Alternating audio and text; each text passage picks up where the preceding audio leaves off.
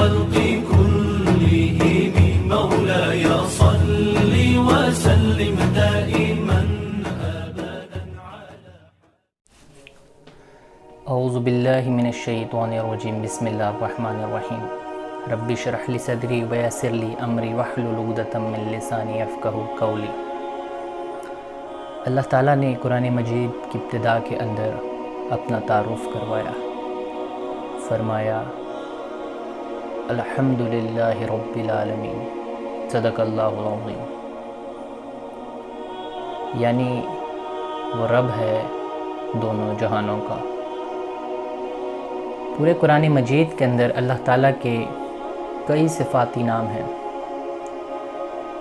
لیکن اللہ تعالیٰ کو جو سب سے محبوب نام ہے وہ رب ہے، یعنی کہ وہ رب ہے دونوں جہانوں کا۔ لفظ رب سے کیا مراد ہے؟ لفظ رب سے مراد یہ ہے کہ پرورش کرنے والا، پالنے والا۔ اب اس سے مراد یہ نہیں کہ وہ ہمیں کپڑا دیتا ہے یا مکان دیتا ہے یا روٹی رزق دے رہا ہے ہمیں، یہ چیزیں علیحدہ ہیں۔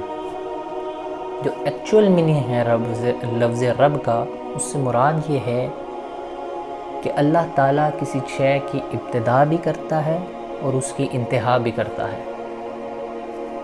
یعنی کسی شے کی جب ابتدا کرے گا تو اس کو انتہا تک پہنچا دے گا، تو یہ لفظ رب سے مراد ہے۔ اور دو چیزیں لفظ رب کے اندر پوشیدہ ہیں، ایک تو کسی چیز کی ملکیت ہونا اور تربیت ہونا۔ یہ دو چیزیں ایسی ہیں جو لفظ رب کے اندر پوشیدہ ہیں، یعنی ملکیت ہونا اور تربیت ہونا۔ اب اس سے کیا مراد ہے کہ ملکیت ہونا اور تربیت ہونا؟ جب تک ہم کسی کی ملکیت میں نہیں آتے، ہماری تربیت نہیں ہو پاتی۔ اب ایک انسان ہے، عام پھر رہا ہے، اس کے اوپر کوئی ہے نہیں، اس کا کوئی مالک نہیں ہے، اس کو بتانے والا، اس کو سنوارنے والا کوئی نہیں ہے، تو تب تک اس کی تربیت نہیں ہوگی۔ تو اس لیے لفظ رب کے اندر دو چیزیں آتی ہیں، ایک تربیت ہونا اور ایک ملکیت ہونا۔ جب تک ہم اپنے آپ کو اللہ کے سپرد نہیں کر دیں گے، اس کی ملکیت میں نہیں آئیں گے، تب تک ہماری تربیت نہیں ہوگی۔ بہت سے لوگ ایسے ہیں جو ایسے ہی پھر رہے ہیں، نہ نماز کا پتہ، نہ روزے کا پتہ، نہ حج کا پتہ، کسی چیز کا نہیں پتہ، اللہ تعالیٰ کی ملکیت میں نہیں آ رہے۔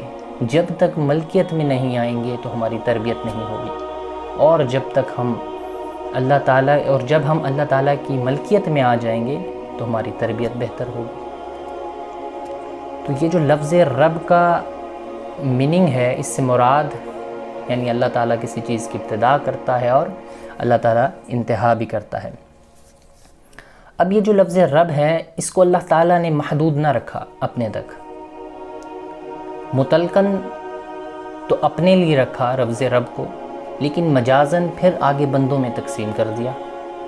مثال کے طور پر قرآن مجید کے اندر اللہ تعالیٰ نے ماں باپ کے لیے لفظ رب کا لفظ جو استعمال کیا، فرمایا کہ رب ارحمہما کما ربیانی صغیرا، یعنی یہاں پر ماں باپ کو مجازاً رب کہا گیا ہے، کیونکہ ماں باپ جو ہیں وہ بچے کی تربیت کرتے ہیں، اس کی پرورش کرتے ہیں، اس کو پالتے ہیں، اس کو شروع سے لے کر اس کی تربیت کرتے ہیں، اور انتہا تک جب اس کا اینڈ ہوتا ہے تب تک اس کی تربیت میں لگا دیتے ہیں، اس کو پالنے میں لگا دیتے ہیں، اس کی ضروریات پوری کرنے میں لگا دیتے ہیں۔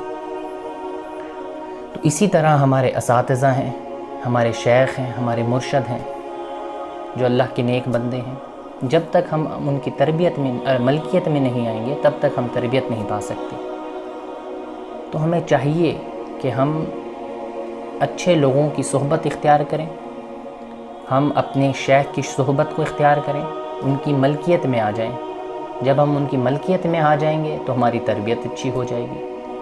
اگر ہم ان کی ملکیت میں نہیں آئیں گے، ان کی صحبت میں نہیں بیٹھیں گے تو ہماری تربیت اچھی نہیں ہوگی۔ اور جب بھی اپنے مرشد کی، اپنے شیخ کی، اپنے جو مرشد ہے اس کی تربیت میں اگر بیٹھیں تو کچھ سیکھنے کے لیے بیٹھیں، اس کو آزمانے کے لیے نہ بیٹھیں۔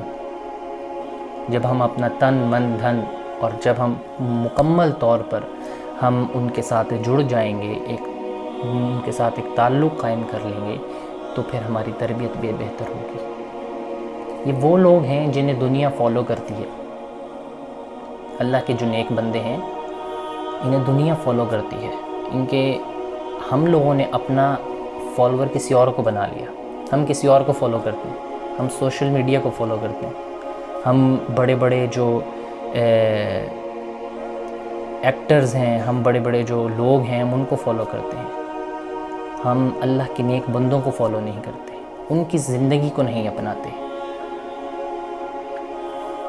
لوگ اب اصل جو ایک حقیقت کیا ہے، اب آپ یہ دیکھیں کہ لاکھوں لوگ ایک عام ہم کسی سے ایک محبت کرتے ہیں، ہم جس کو فالو کر رہے ہیں، ایک عام بندہ جو ہے وہ ایک وقتی محبت ہوگی، لیکن جو شیخ کی جو محبت ہے، جو مرشد کی جو آپ کی محبت ہے، وہ اللہ تعالیٰ اپنے بندوں کے دلوں میں ڈال دیتا ہے اور پھر وہاں سے ختم نہیں ہونے دیتا۔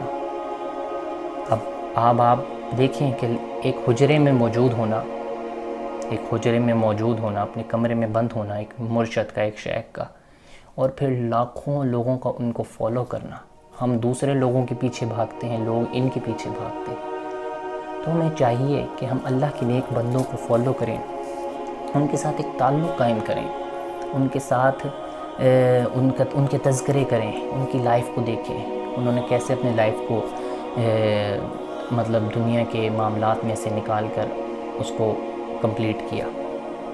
اور پھر جیسے کہ قرآن مجید کے اندر بھی ارشاد ہوا سورہ کہف کے اندر، وَاصْبِرْ نَفْسَكَ مَعَ الَّذِينَ يَدْعُونَ رَبَّهُم بِالْغَدَاوَةِ وَالْعَشِيِّ يُرِيدُونَ وَجْهَهُ وَلَا تَعْدُ عَيْنَكَ عَنْهُمْ۔ فرمایا کہ بندے اگر تم مجھ سے تعلق جوڑنا چاہتا ہے، اللہ فرما رہا ہے کہ بندے مجھ سے تعلق جوڑنا چاہتا ہے تو اس کے لیے ایک طریقہ ہے کہ تم مجھ تک کیسے پہنچ سکتا ہے، وہ اللہ تعالیٰ نے قرآن میں بتا دیا۔ بندے نے پوچھا مولا کیا؟ اللہ فرما رہا ہے کہ وَاصْبِرْ نَفْسَكَ، کہ بندے اپنی جان کو، اپنے نفس کو ان کے ساتھ جوڑ لیں۔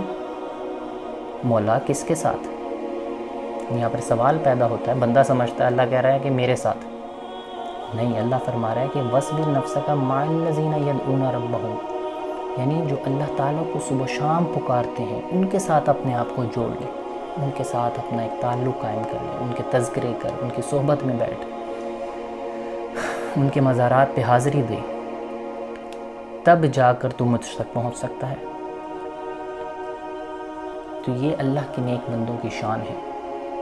اب یہاں پر ایک بندہ سوال کرتا ہے مولا ہم بھی نماز پڑھتے ہیں، ہم بھی تیرا ذکر کرتے ہیں، ہم بھی حج کرتے ہیں، زکوٰۃ دیتے ہیں، حسن خلق ہے ہم میں بھی، ہم میں اور ان میں کیا فرق ہے جو تو کہہ رہا ہے کہ ان کو فالو کرے گا تو مجھ تک پہنچے گا؟ تو اللہ تعالیٰ کیا فرماتا ہے؟ اللہ تعالیٰ فرماتا ہے کہ تو دنیا کا طلبگار ہے، تو شہرت کا طلبگار ہے، تو اپنی عزت کا طلبگار ہے، تو جنت کا طلبگار ہے۔ یہ جو بندے ہیں یہ کس چیز کے طلبگار ہیں؟ یہ میری رضا کے طلبگار ہیں، یہ میرے مکھڑے کو دیکھنے کے طلبگار ہیں۔ فرمایا نا کہ یریدون وجہہ، کہ یہ مجھے دیکھنا چاہتے ہیں، یہ میری رضا کے طلبگار ہیں، جس چیز میں میری رضا ہے یہ اس کو فالو کرتے ہیں۔ اسی وجہ سے اگر تو ان کو فالو کرے گا، ان کے ساتھ اپنے آپ کو جوڑ لے گا، تو اس کا صلہ کیا ہوگا کہ تو میرے ساتھ جڑ جائے گا۔ اور پھر فرمایا کہ وَلَا تَعْدُ عَيْنَكَ عَنْهُ، کہ اے بندے تیری نگاہیں ان سے ہٹنے نہ پائے۔ مولا کس سے؟ وہی یریدون وجہہ، جو میرے چہرے کو دیکھنا چاہتے ہیں، جو مجھے دیکھنا چاہتے ہیں، جو میرے رضا کے طلبگار ہیں، جو دن رات صبح و شام میرے تذکرے کرتے ہیں، میرا ذکر کرتے ہیں۔ تو اپنے آپ کو ان کے ساتھ جوڑ لے اور تیرے نگاہیں ان سے ہٹنے نہ پائیں۔